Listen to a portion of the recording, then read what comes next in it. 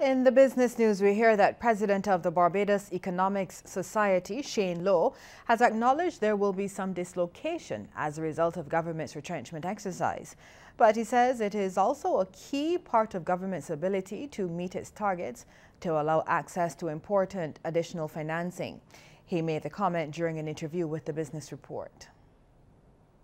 The government's announcement that there will likely be some retrenchment in the foreseeable future should be seen within the context of two things. Number one, meeting the quantitative targets that they have agreed under the IMF-financed Barbados Economic Recovery and Transformation Program, as well as two, improving efficiency within the public sector.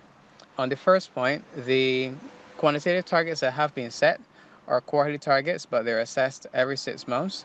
And those targets will determine whether the government is able to access additional drawdowns from the IMF, as well as more funding from other multilateral lending agencies.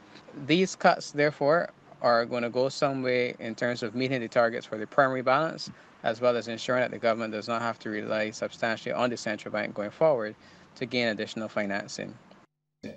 Mr. Lowe adds that any retrenchment will also need to be accompanied by measures that will improve the efficiency of the services provided by the public sector.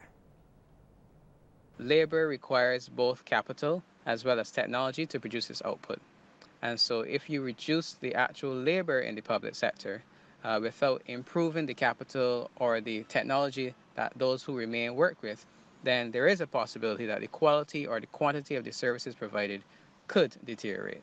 And so what is important, and this was mentioned by Dr. Greenidge in today's press briefing, is that measures be put in place to improve the efficiency in the public sector and to improve the ease of doing business so that both the public and private sector can contribute positively to economic growth and absorb some of the labor that will be displaced from the retrenchment.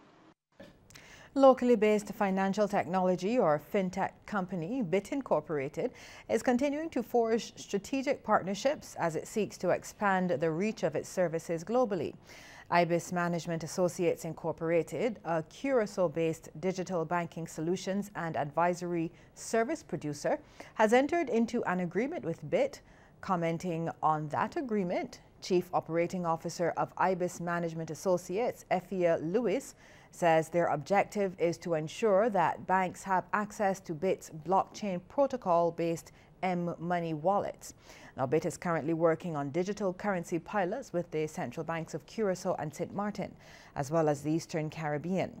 Now, in the meantime, BIT's CEO, Senator Rawdon Adams, says through the collaboration, they're offering IBIS's commercial bank clients low-cost financial services through the use of the M-Money wallet, merchant application and management panels based on banking standards and their networks.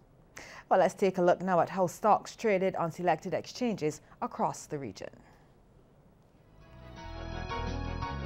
First up, Jamaica, where Carreras Limited was the volume leader with 896,721 units at $8.93 each. And they were followed by Jamaica Stock Exchange and Grace Kennedy Limited. Now over in Trinidad and Tobago, Angostura Holdings Limited was the volume leader with 178,717 shares changing hands for a value of $2,814,810.78.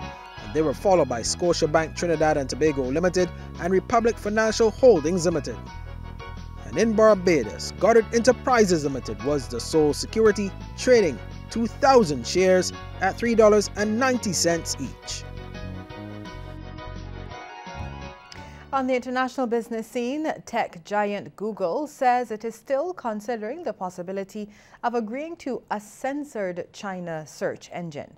Such a move would see Google significantly expanding its reach into one of the largest markets in the world, notwithstanding the search restrictions.